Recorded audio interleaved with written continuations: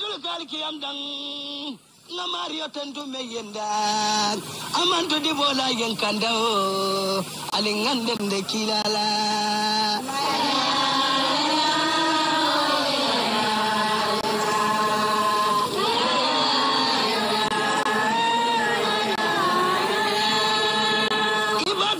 fatata imama tata mumtata ita fantin commentita iman so den nakilala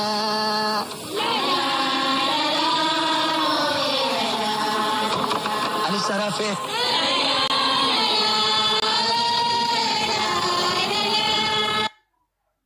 أعوذ بالله من الشيطان الرجيم بسم الله الرحمن الرحيم الحمد لله رب العالمين الحمد لله رب العالمين الحمد لله الذي أنار الوجود بطلعة خير البرية سيدنا محمد عليه الصلاة والسلام غمر الهداية وكوكب العناية ربانية مصباح رحمة المرسلة وشمس دين الإسلام من تولاه مولاه بالحفظ والحماية ورعاية السرمدية وأعلى مقامه فوق كل مقام وفضله على الأنبياء والمرسلين ذوي المراتب العلية فكان للأولين مبدأ وللآخرين ختام وصرف أمته على الأمم السابقة القبلية فنالت به درجة القرب والسعادة والاحترام وأنزل تصريفها في محكم آيات القرآنية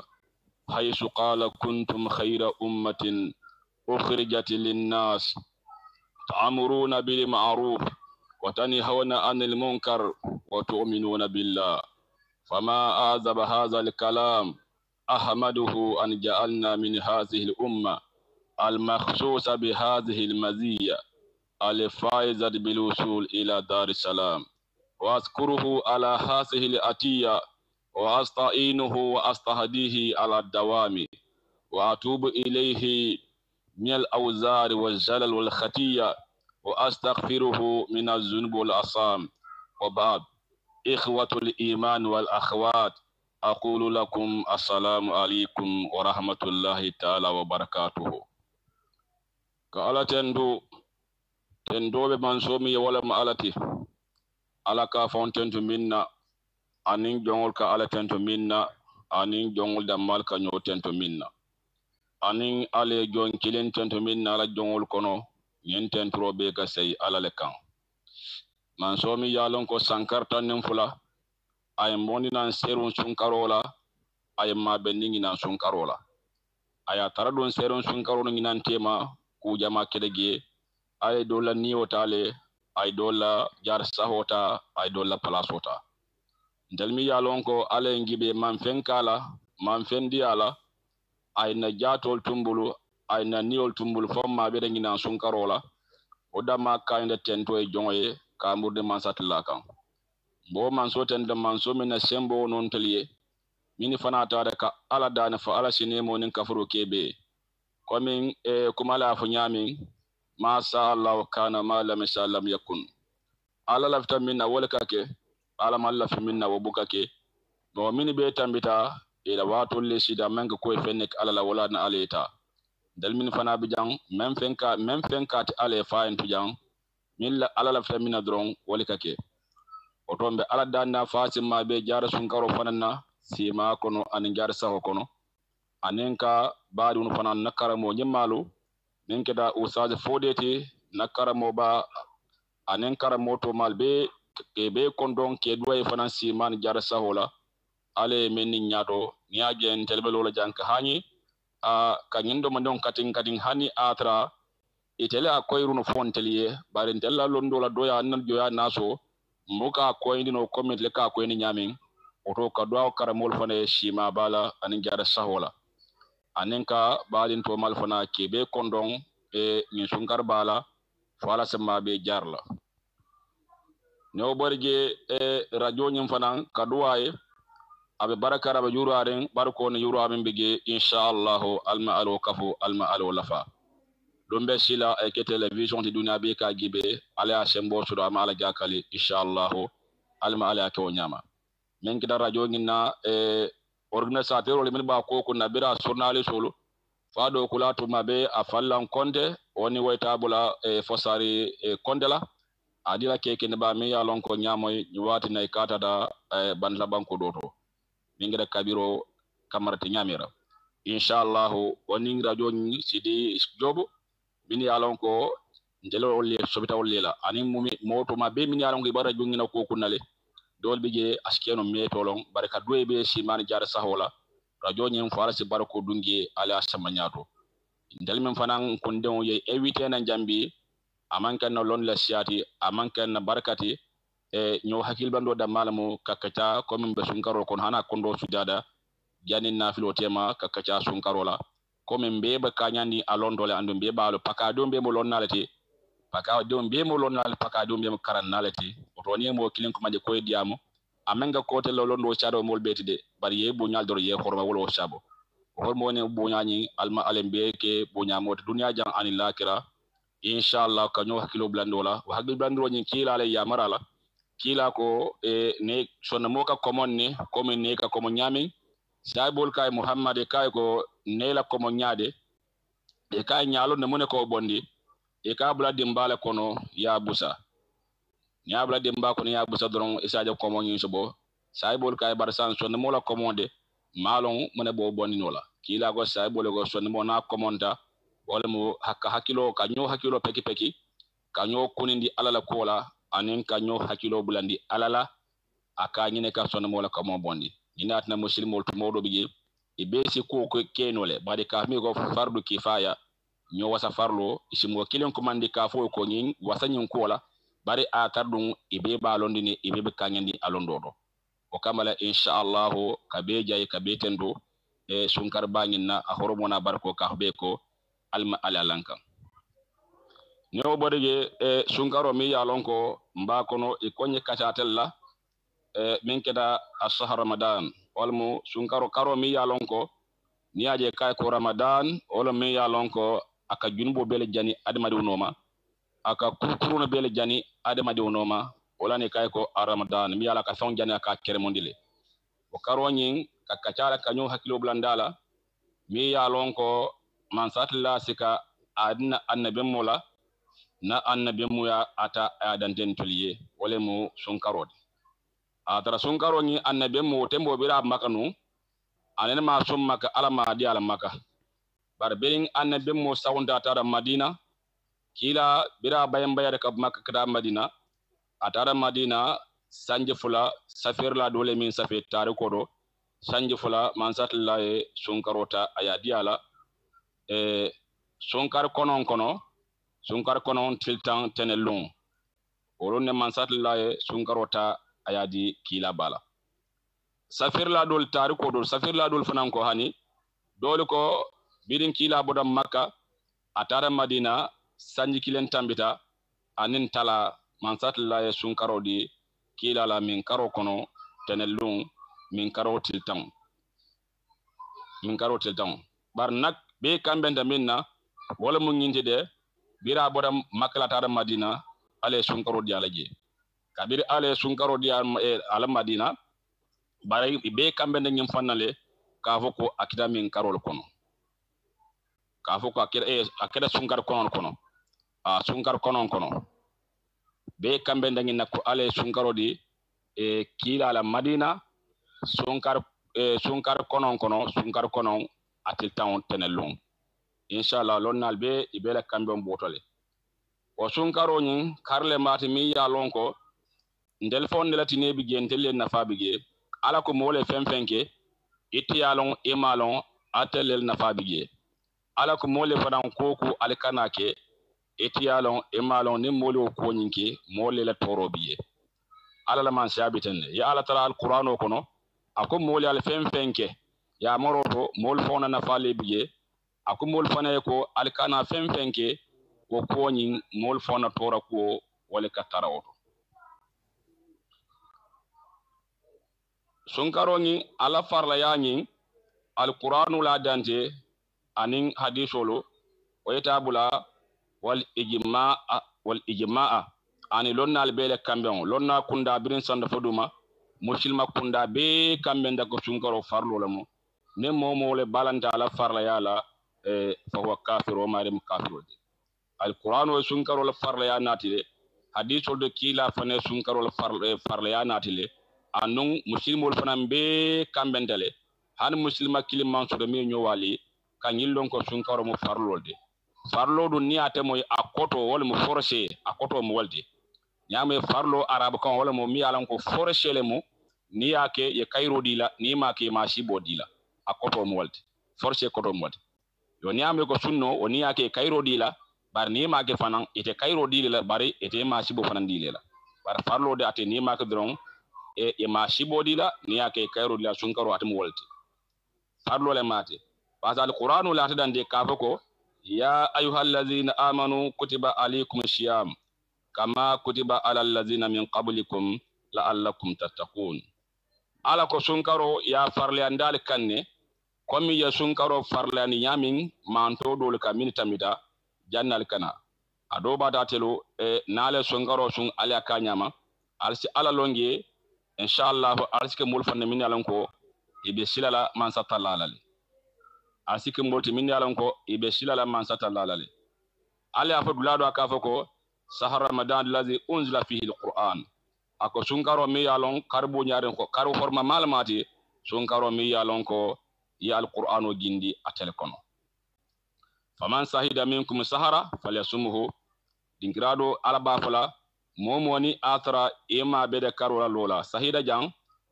wala momo mi yalon ko sunkaro atrete man fay balurini sunkaro inyanda kasun momoni ayatra sunkaro la lo atra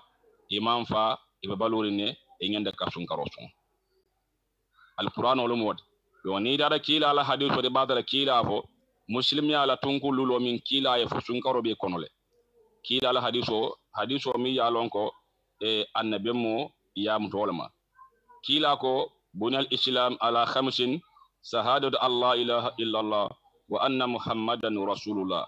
wa iqami salat wa ita'u zakat wa hajjul bait wa shamu ramadan kaje kila ko muslimiya yalon minkan abelori minkan bungo bon fay fondement sodo muslimiya fanan kila ko ni ayatra bonnemo abelori minkan wala mo ngindi folo adamadun ila muslima de kembe nola foye sonko dunyani la kara mansarge min bodo si mona fa ala yeso nginna fanan ko muhammadu alala aki anun salo fanan idda ko salo wala ka sabane farra salulo mi ala natindi yo fanan sabatindi yeso nginna fanan jako fanan ni atra bibul kadi yeso nginna fanan sunkaro ka sunanin ka alal bun hije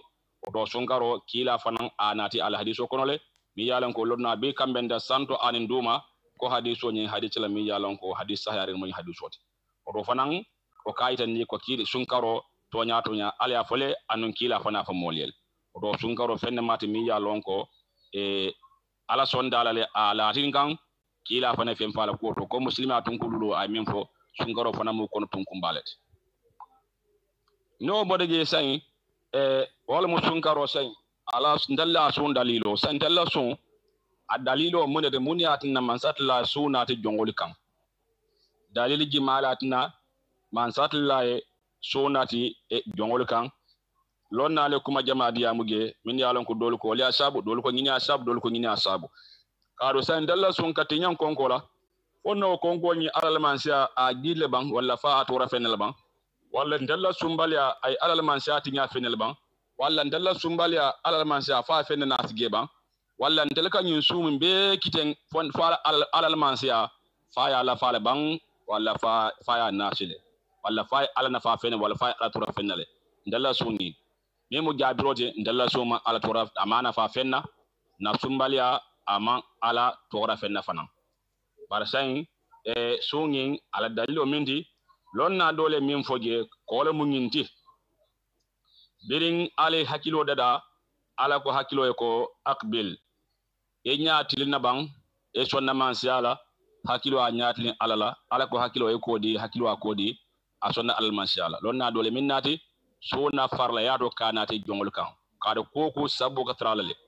lonna dol ko hani lonna dol ko biri okeda ale niyo faranda da ala ko niyo ko inyatlim bang niyo manson ka nyatlin alala ama ala dankon niyo watengin niyo biri niyo mo ke doron ala ko niyo ko di aba ama ala dankon niyo watengin niyo ale niyo bula di jahannama ko dimba jahannama kono ale niyo nyinta aya halake sanyi keme kabirin sanyi kemo ngin sita ale niyo bonde kabir ale niyo nyim bonde ala kay ko man anta man ana ala ko niyo ko ite mujje malati nda fana mujje nda ala mujje malati niyo ala gibe ala kutun kanaya ako ale ko anta wa ana ako ale ko ite mutelati nda fana muntelati kabirin niyo fo ale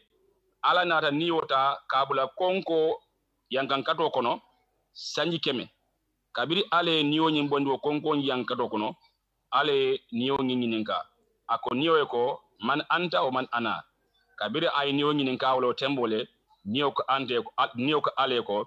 anta rabbi wa ana abduka dhaif o tembole niyo sonda biren abodo konko nyin kono ako ale ko itele mum marioti nte mula jongolti jongomi yalon ko abe lamfurini dol ko nyin dalile kan nyin atina mansatla sunati jongoliye pour jongo ci famagi asison alal man shala ka to motu man nin jongo kono farim nin kono fa tambida jongo bulu to modo isagi ni di asudon adama diuna bare sain ni adama don fuari wo bannawo ni mol sunda dron sa mo be ci konkolon mol ci mari olon mol sala munam konko de adama don ci famagi osoro ala miro ci alage lonna dol ko ngin dalilo ngin ni atna man satla sun samanan adi adama dunula lonna dol ko hani lonna dol ko mbemba adam kabirin tembo minna ay yirodo mo arjana kono birin bemba adama ay yirodo mo arjana kono yiroñin ikaye tilik tansaba awle ke mbemba adama kono tilik tansaba iko yiroñin awle ke mbemba adama kono kabirin bemba adama birin ala tubom dala ay ala bolose ako rabbana zalamuna anfusana wa illam taghfir lana wa tarhamna lanakunanna minal khashirin kabira yim fo ala sonda ala bala fata ala tubom daye kabirin ala tubom da drom ala ndada ya mari ka son tiltan sabala o tiltan sabo ngin sun mi yalon ko ido wucol ka kono lonna dole afo sun karo ngin na farla ya adalio ngin amudo farantele parce sun ka muneke munana ala mbemba adam yamare ka tiltan nani sun ka do min ka fenne be adama do bala min yalan ko jama wolle ke bara soti ka dum adama do ni ala tema adama do ka futano alama fennani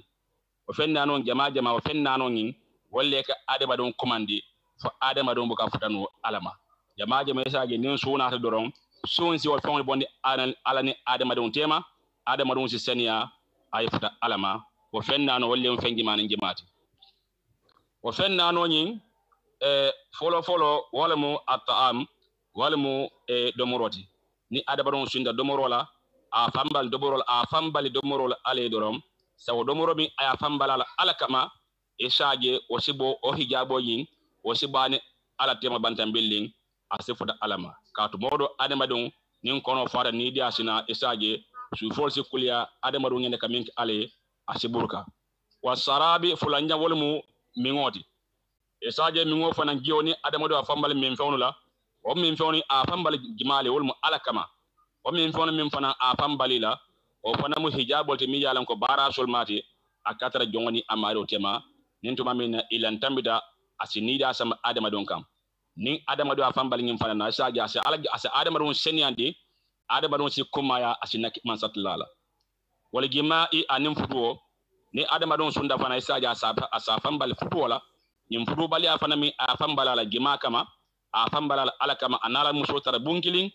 ala muso atalta mahalalo mati asafan balala gima kama ala kama o fana isaja asisenia asinaki mansatlala ala sedunyama wannawm anin sino fana fende mi yalo hijabul mati akadun adama doni ala tema bare sa tumodo ni adama don be sundin ala fengon kama nu to sia kamala yin sino fana safan balala asitara subhanallahi kunna anen ka ala warande an ala fen kon kunna safan bal sinola gima kama ala kama ako ngil min giten yilmu hijabul te min yalon ko e katara barerin adamaduni ala temale barni adamadun sonta drom ni hijabul be ka bo adamaduni ala temale e shaje adamadun asinak alala inshallah sambe kacala minna wala mo tiltan foloni comme nyafu nyami e tiltan foloni wo tambidale mbetil tan fulan jawno kono wolti tan fulan jawni comme nyafu nyami kilaye min foje ko ngenta min kala kada kole ko ar-ramadan awwaluhu maghfiratun wa awsatuhu ako awwaluhu rahmatun wa awsatuhu maghfiratun ako sunkaro folo mu nemolti ako bara lenti tan fulan jaw kila ko mo jum kaforolde oto nyanda ka alabato be siandi ngentel tan fulan jaw kono bato sifa be ani ala fingon sifa be bar nyanda men fam siand la nyen kono wala mu ka astaghfirullah ka siandi bakje ka do kila wala codige kila ko ala ngentel tan fulan jaw ni kila ko amu jum kaforolde sangin mu kaforolde wala mu astaghfirullah nsi ala to be fono le de baren si min siani bakje fanan wala mu astaghfirullah nkarangi nala kome annabi mu afanyami kila sallallahu alaihi wasallam ay munafo ako ala adullukum ala da'ikum wa dawa'ikum ala inna da'akum zunubukum wa dawa'akum al-istighfar kila ko ala adullukum ako fondal kibar labang kila ako ala adullukum fondal kibar labang ala da'ikum alla kurawna mu adamaru na kuran mindi kila ko fondal kibar labang wa dawaikum anala boro kuran aka boro sodle bar kila ko molla kuran adamaru na kuran anila boro ako fonda fulale bang e ka hankai kila ko ala ako tonyal kunin inna da'akum ako alla kuran zunubukum olmu alla ginbol mu adamaru na kuran mi yalan ko lakira atlaka halakoshi adamadoma duniya jamfana atlaka kunna stosi adamadoma wa dawaakum alla boro mi yalon ko akale garale kabo junboto kila ko lam borgi mate ako al istighfar wal mu ka kafaro dani alabul wala na kila ko sun karolen tiltan flanjang akamu gunbu kafaroti adamaduni oto wala mu ngindi ka istaghfirullah ka ta ka shanige bat ka وروي ابن ماجه عن أبو الله أن بصارا رضي الله عنه قال سمعت رسول الله صلى الله عليه وسلم يقول طوبى لمن وجد في صحيفته استغفارا كثيرا أكو ابن ماجه أكاني مت أبو الله ما ko sewandiro kuma la munyindi anna basar ko basar de alma ala dunya lama radiyallahu anhu alma ala dunya lama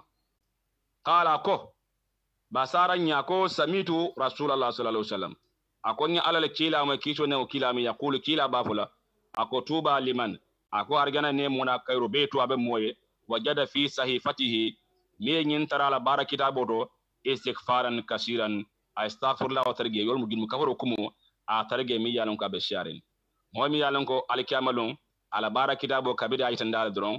aye istighfar wa targe yol mo gin mu kafaro kumo a targe mi yalon ko be sharin comme kila kibar nyamin ako sunkaro lan til tan fulan jang amu gin mu kafaro te adamarune oto alensi astaghfirullah wa change ba kila nyim fa ko mi yalon ko alkiamalon ala bara kitabo astaghfirullah wa targe mi yalon ko be sharin ni ako mari argan ne mona kayro babel oto astaghfirullah woni kula mi yalan ko mata bakel astaghfirullah wa shani nyin karo kon bak komi annabi mo a fongele sallallahu alaihi wasallam kiso ne o kilami kila ko ako ma min muslimin ya mal zamban illa waqafa al malaku salasa sa'atin fanistaghfara min junubihi lam yuqifahu alayhi wa lam yu'adhibuhu yawm al-qiyamah kila ko muslime ni ayatra ajin bo barale muslima ni atra ajin bo barale ajin bo bara ako junbo nyi malakul salo ni folo fo mondro ware saba ita safela fo mondro la ware saba ita safela muslime ni ayatra ajunbu ko barale o junbu ko ni malakul saloni fo mondora war saba ita safela ni mondora war sabo ngin shira dron e o kola nama haglom la ala lay sasabe akbar mondora war saba malakul silo tasbel fa in istaghfara ni amari nyin na istaghfar la fo dron min junubihi ala junbo ngin do lam yuqifuhu alayhi junbo ngin ita an junbo ngin tabben wala mo junbo ngin ita lon la alayha kan alkiyamalum junbo ngin ata be nyoyala andung ita ya ngat la fana alkiyamalum muslimo mi yalon ko ay kujo barale bare malakul salama fo mondro war saba nay astaghfirullah wa kedrom isa gal kiyamalum junbo ngin ata be nyoyala andung ita halakira la fana oto astaghfirullah o ngin sungaro lantil tam fulanjang kono kila kibada mulege ani nabi sallallahu alaihi wasallam yimda kila ma kicho nemo kila miye qala kila ko iblis qala iblis kila ko iblis ngina fo ko wa izzatika ako ale nyan kalila bunyala la abrahu uqwi ibadaka ako ale ntam fonyo lanten dahala mbela jongol finda drong madamati arwahuhum fi agisadihim madama eniol be ijado kono madama eniol be ijado kono faqala allah bir alo hodron bir iblis ofo ala fanan ko iblis ko wa izzati wa jalali la azalu aghfir lahum ma takfaruni ala fanan ko iblis ko wa izzati ala ka ko nte ala fo ngen kalna bunyala ngen kalna kalankiala nte ala fanan ten dahala ntem fonyola mbe kafaro kele adamaruni madama ibenda na kafaro madama ibenda na kafaro oto istighfaro nyintil talaban atelan fendi mi yalon ko kila chodi ako wa awsatuhu maghfiratun ako sunkaro la intil tamfulan jang akam dum kafaro oto gim kafaro wal mastaghfirlawo ka siyanige baka ko matale atelan fendi mi yalon ko akaw wanka jongani adamarun tema mi mugin boti kila ala sahiba mi yalon ko ikafa ko abu huraira amu sahibol kun sahibalde radiyallahu anhu alma ala dunyalam qala abu huraira ko qala rasulullah sallallahu alaihi wasallam ako ala kila ko kiso ne kila mi abu huraira ko kila ko wallazi nafsi bi yadihi law lam tujnibu wa tastaghfiru la zahaba Allah bikum wa la jaa biqaumin yujnibuna wa yastaghfiruna fayaghfiru lahum akon yankal mansula kila akon yankal mansula mansomi yalan kon da Muhammad ni bo mansul blokon kila ko law lam tujnibu hani ayatra alman junubo ke wa tastaghfiru ala dani kafarola wallahi kila ko la zahaba Allah bikum ala salisamba alisibongin dunya kon jaleta wala jaa qaumin anno modol sina yujnibuna won si junubo ke wa yastaghfiruna isi ala dani astaghfirullah wala si kafaru dan ala bulu fa yaghfir lahum ala si kafaru ke kila ala nyunkumo akon nyankal man sole mi yalan ko niyo babulo nal na dan nyunduna ko jang khani atratel man junubo kuke alma ala dani kafaru wala fal bodan nyunduna ko jang ala al bon jang ako wallahi modol sina isi junubo ke andung isi astaghfirullah dan ala bulu kila ko ala si song kila junubul kafar hani ayatra atel man junubo kuke oto astaghfirullah jang ka nyumo itandi wala mo nyindi astaghfirullah mul nsa siandi na balokon kila sallallahu alaihi wasallam kila nyim fo fanan mi yalon ko abi musa al asari atle hadiso ni atla fila qala ko qala rasulullah sallallahu alaihi wasallam ako ala kila ko kicho ne mo kila mi kila ko anzala allah ta'ala alayya amanaini li ummati wa ma kana Allah li'azibahum wa anta fihim wa ma kana Allah mu'azibahum wa hum yastaghfiruna kila ko ale la mana kufula gindi mantoli ako flom la mana ku balati kila ako mansat la mana kufula gindi mantoli kila ko wol mu ku balati la mana ko le moti mi yalan ko warta ba kente mantole e ka wala mundi ako wala mo ala ka fa damin ko wa ma kana Allah ala manke li azibahum nasi mantul halaki wa anta atrata kila fihim ibe kono ibe balore kila ko o mulla amana kilendi ika fulan jawdu ako alaka ho damin fanan o ma kana allah ala manke mu'azzibuhum nasi mandul halaki wa hum atarawulu yastaghfiruna ibistaghfirullah danna ibistaghfirullah kala oto nyenti tam fulan jaw nko bato besi keno jele bari kila min foge wole ma ko gin bolle ka kafarge gin bolle ka faru do sembo istaghfirullah wala fenni mi yalon kila to di moni wa ma kana allah mu'azzibuhum ala manke nasi mandul halaki wa hum atare mandulu yastaghfiruna ibe kafaru danna kila ko faiza madaitu ako taraktu fihim al istighfar ako ninde tambita wala mo ninde bore dunya ko ndada ako ninde bore gelede kila ko bare astaghfirullah ako mbotle buljanni fo janni lumina e israfil be dunyaki bino fila dunyati ako astaghfirullah ni ako betelle bolle wala kila nyinti tam fulan jaw ka siani ge bake fenne mata mi yalo ngakko mata kaberin kila e nyinjum kaforol fo kila ay saibul sewndi ku jamal jum kaforol ay saibul sewndi ku jamal jum kaforol saibul na ka kila ninga e ko kila go san mo mi yalo ngo ay ala dan kafarola o kola anada ay jumbo baradum kila koy namur alakan ay aldane kafarola kila koy alba kafaro kelay e kay namur dum ay jumbo kenu anar murudum ay aldane kafarola kila koy ko alba kafaro kelay kila koy namur dum ay ko kila ay na mare murdum ay jumbo kenu fanan kila koy alba kafaro kelay e ko kila tum fana na mare murdum ay jumbo kedum amura ay aldan kafarola kila ko tango admadum ate manfasi man satla buke fonyo ka jumbo ko adamadu e ro nyintil tan fulanjam atelan fene mi yalan ko ka istaghfirullah ka shanige bak nko en sibato be keno gele ba ka astaghfirullah shanige fenne mot mi yalan ko akumata awarda fana ngende kake kila mantolo itelle mantolo min yalan ko man satla ahina te bake abalfate anima tema kado birin ale hani kala fam birin ale kala dada ala ko kala e mantol la ko safe bang kala ni na safe ko ummat musa ummatun muzin ummatun man ata'ala dakhala janna wa man asahu dakhala an-nar ako musa mantol lemu min yalon ko nimi alabatu kono obidar ganale mi ala soki kono obidala jahannamale ako ummatu isa ummatun man ata'ala dakhala janna wa man asahu dakhala an-nar ako isa ala mandul fana mantol le moti mi ala batu kono obedna arganale mi ala soki kono abita dimba kono muhammad la mandul fana ala fla ko sifa safi mi yalon ko awle safi musa ala mandul ani isa ala mandul ala kay ko ta'addab ya kalam ala kay ko te kala daji ko ke fanna e ko jibuno fayin safi ala kay ko daji ko kanda kala ko ala ko memune safi la ala kay ko muhammad manto ni bele ko safi la a safi ya foko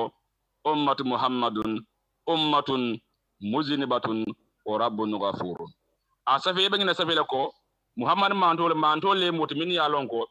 ila junbo shiata bakele ila junbo shiata bari manso be bulmi ya lonko o manso nyimu kafar la baldi kala nyin awol safi muhammad manto la ko tanko muhammad manto be istighfaro kunna ala be yamfulema ila dunya hajulu ala ba jarala ila lakira hajulu fana ala ba jarala alma alo kembe imma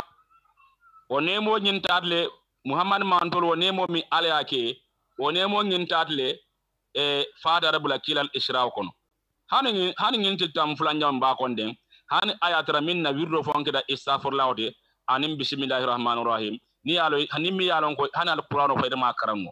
mo mi yalon ko be alqur'ano karanno hani istaghfirullah idan dala anim bismillahir rahmanir rahim ay wasa astaghfirullah sembo minnoje anim bismillahir rahmanir rahim sembo minnoje wonin barto mal be abe kumayata wa bismillahir rahmanir rahim ya la akafiya anten non kanne hanu won kila lumina bodja dada israel sando birin kila bodja dada israel sando kila afodada arjana kila muna foje ako faraitu fiha arba'ata anharid ako dala nani nyolleje dala nani ako naharan min ma'in wa naharan min labanin ako dala do nyoje giol modi ako dala do nyoje wamu nonolati wa naharan min khamrin ako dala do nyoje kila ko bari wamu dololati wa naharan min asalin ako dala do nyoje wamu liolati nyimbe ka mijandi walmo kila mantul mansat la ne momin kentelema ako dal do nyoje wamu liolati san kabirin kila nyang dalol jodron fa qultu ya jibril min aina taji'u hadhihi anhar wa ila aina tazhab kila ko jibril ko aka ite jibrilu mbegi ni ngala aka angin dalolu ikabana mun dole anin ikata mun dole ani ikata mun dole qala jibril kay ko tazhab ila hawdil kawsar aka ikanyi woyo min ke kata den ikada kawsar dalol kono wala adri min aina taji'u jibril kay ko barim malon ikabana mun dole aka male ikabana mun dole fadi Allah jibril ko kila ko ala dani bang ta ala mansasi karun yu'limaka ayelon nindi aw yuriyaka walla ay girindi ndaro ko bana mun dole ani kada mun dole faja malakun ako malako na wol nyama kila ala dani wol nyama kabila ala dan dami ako faja malakun fa sallama ala nabi alayhi salatu wassalam malako nye kila kondon kabire malako nye kila kondon kila mandule fisi manjani ale minke ngolita na indo anin bila malako nye kila kondon don kila malako njo summa qala ya muhammad khamid aynayka wakola malako nye ngo kila ko inya fudo tawngba kila ko faqamadtu aynayya kila ko nya fudo taw summa qala wakola malako nye ngo iftah aynayka inya fudo yelbang fa fatahtu kila ko nya fudo yel ol nyama faiza ana enda sajaratin kila ko ndadam fonje mun dole ako birnge nyaayele do nyam fange yiro bala kila ko nyam fange lori yiro bala wa ra'aytu qubbatan min durratin bayda walaha babun min zahabin ahmara kila ko o yiro nyim bala ko nata turle soje buna mo nyim turle so buna mo ako bara bu nyim be mu lulu lati de abe koyring kila ko bare bonda bala bonda mi yalonko abe musanolti mi yalan ka bo leren o kofulon anin kabo bije bunda nyimbe sorondin kila ko geto ako law anna jami'a ma fi dunya min al jinni wal insi wudi ala tilka al qubbati lakanu misla ta'irin jalisin ala jabalin kila ko dunya fembe dunya ko ni be tu ginol ni adama don kila ko hani atra yebe ka funyoma ye landi o turliso nyinkan ako sikije turliso gina waro kamala kila ko sikiye komi nin kunobe lorin yiro kan kun killing abelori yiro kan o kuno lo yirblu kilon kan fo o yiro tura mudala kila ko ginon adama don ako hani bes ka nyoma o kan ibe kele gele komi kunomi yalan ko abe sirin yiro kan walla aw ala jabalin walla kunomi yalan ko abelorin konko kan fara'aytu kila ko ngagero ke hazihi al-anhar al-arba'ata akonna da ngin dalan nanoge takhruju min tadi hazihi al-qubbati akonna da ngin dalan nano ngin ijiyo ka bonan ngin turli so ngin kono ijiyo ka bonol kono falamma aratu an arji'a kila ko tembo min labda kamuru qala li zalika al-malaku ako malako ngin konya ko kila al-khadi amdan kila ko malako ngin kay ko lima lam tadkhul qubbata kila ko malako kay ko munatina imandung ngin tulisi bunyin kono ala isra'u surul min malako nyin ka munana imandung ngin tulisi bun kono qultu ngo malako nyi ko kayfa adkhul wa ala babiha qufulun ako malako nyi ko mbe dunda nyim bundalo nyaadile mbe dunda bun kono nyaadile atara bunda nyin kyaabo bu jabe sorndine la miftaha lahu indi an kyaabo mantara nyi bundaye nte bulja mi yalan ko nsi nyi bundaye lol sambirin kila fudamim ako malako nyin kay ko miftahuhu bismillahir rahmanir rahim Allahu akbar hani atara ngin tutam fulan jankono ye nyim fon kele wirdote muslimo ngin dama fo ya kele wirdote bismillahir rahmanir rahim aye 40 dunya lakara comme istaghfar amra ko nyami ako malako nyin kay ko nyin chabo wala bismillahir rahmanir rahim kila ko walamma danawtu min al-qufli wa qultu bismillahir rahmanir rahim kila ko kabirin sujada chabo nginda dron ngol nyama ko bismillahir rahmanir rahim ako in fataha al quflu ako chabo ngima dami chabo ngiyel tol nyam kila ko kabirin chabo ngiyelata wal dakhaltu fil qubbati fara'aytu hadhihi al anhar tajri min arba'atin arkanil qubbati kila ko nadage ako ngindalo ka bori kabonan ngindalo ka bori ngindala nano minyeje ako nyeje ka bori kabona turliso wala tonkon nano lila turliso ni alayin tonkon nano ako comme bun tonkon nano kila ka nyaage turliso ngin tonkon ngindala nano kilo kilin kabona tonkon dola kila ko wa ra'aytu maktuban ala arba'atin arkanin qubbati kila ko ako fara'aytu ako nye gero ke wa ra'aytu maktuban ala arba'ati arkanil qubbati wa ra'aytu maktuban ala arba'atin arkanil qubbati kila ko nye gero ga turleso ngim ala ngin tonkon nano kilo kilin kila ko ngeminge safiringe wala mu bismillahir rahmanir rahim kila ka ro safiringe bismillahir rahmanir rahim ako wa ra'aytu naharal ma'i kila ko dalo memu giyo dalo nyin ako yakhriju min mim bismillah ako giyo nyin ako dalo nyin kila ko nyaaje ka bornan ka bonan bismillah la mimo ni ko bismi ako nyi mimo nyin kila ko nyaaje giyo nyin o ka fini na wolto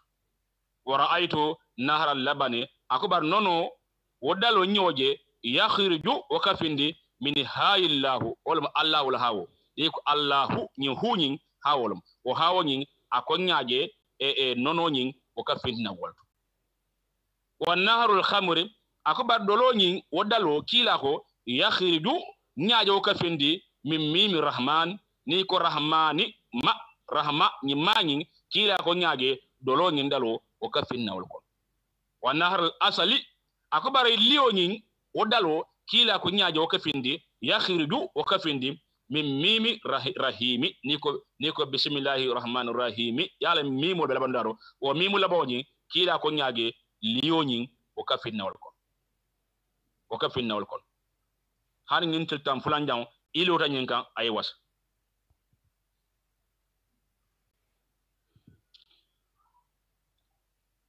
bismillahir rahmanir rahim nko hana damma ngin tiltam fulanjang kono ni muslimo lo daga ay wasa min yalan ko barandindin ne muti ku babe don ko le foden barandindin ne muti fo man ko la e man ko do kude balla na farza ko be don ko le foden ni mi a sembo soro ngi tam fula nyankono kado kila ko ko wa awsatuhu maghfiratun akon ngi tam fula nyang akamu jurum kafawol fa qala Allah azza wa jalla ya Muhammad man zakarani bi hadhihi al-asma'i min ummatika bi qalbin khalishin min riya'in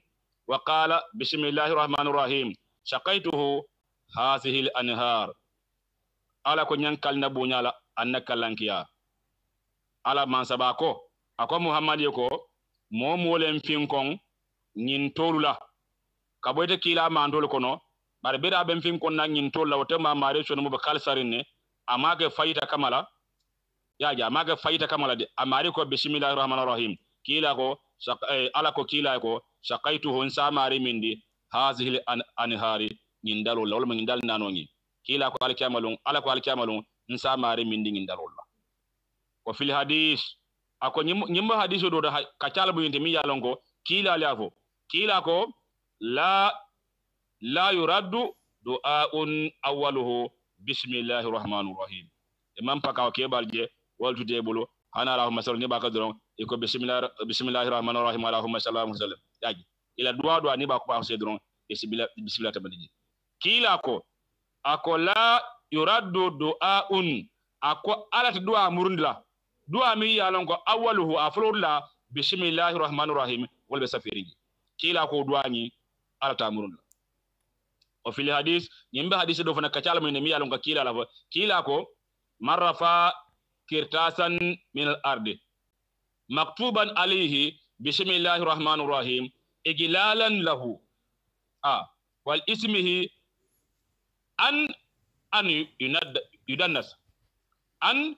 yudannas ninna puru ka ala kuliya aninka ala warande ka ala bunya e kayto gilarin banko do kayto mi yalonko abe safira balle bismillahir rahmanir rahim o kayto ni ala kulya na bunya wayat ne kayto nginda ya sika banko pura kanlo kila ko kayto mi ya sika den pour kayto nyin kanno atra be safira balle bismillahir rahmanir rahim ako kana indallahi minas sidiqina wa khuffifa an walidayhi wa in kana musrikain ako kila min fojan kila ko isaje e mari alkiamalun sidikino ala be bolo le kono to nyamul anu ila wulula fulo fana ni be lakirale ala si hana tre be yankado kono hana tre kere kafiru ledi ala si yankado ngim fiandima bismillahir rahmanir rahim hormo mi yalongo ya ye kayto ngi sika banko do kila manza kyo so den Rome Italy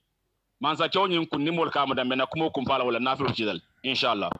ina ko manu ngi so manza kyo nyin be Rome Italy manza kyo nyin kun nimol kam da birin kun nimo kam da ay jaar hospital do ay jaara din kirabe da man kendiano Italy ila capital Rome ay jaara man kendiano bira man kendiano na ramuneke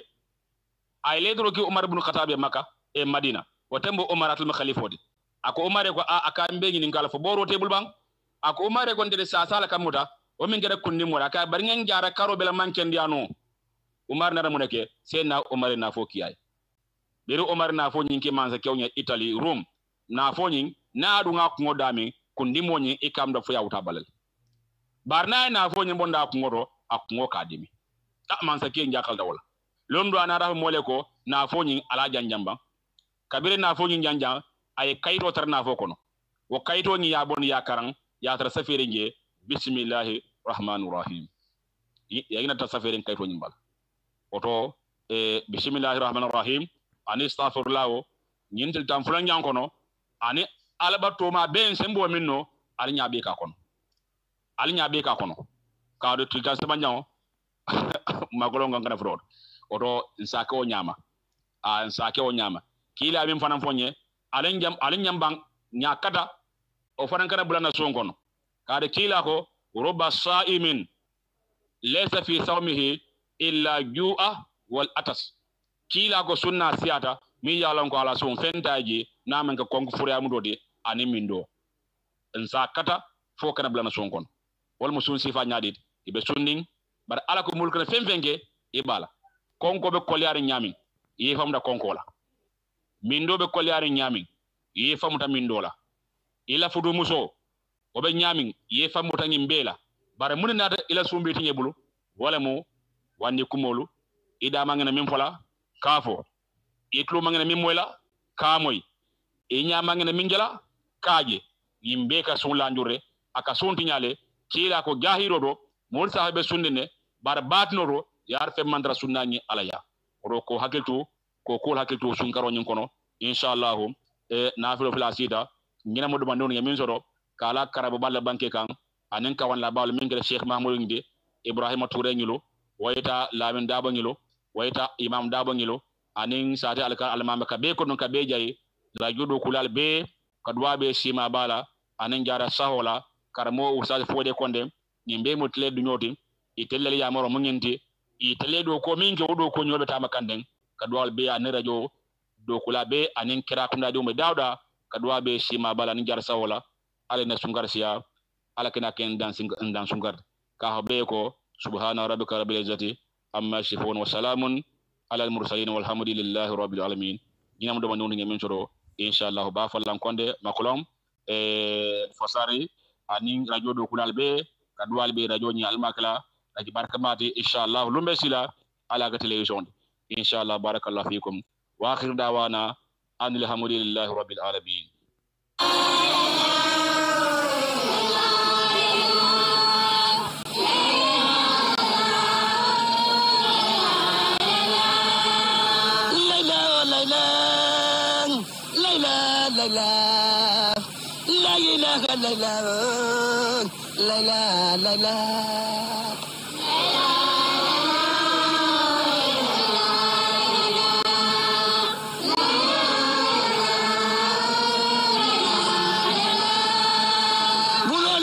Nimisoti tarobe sulen na sanjoti kilo manjam fasibiroti o alinganden de kilala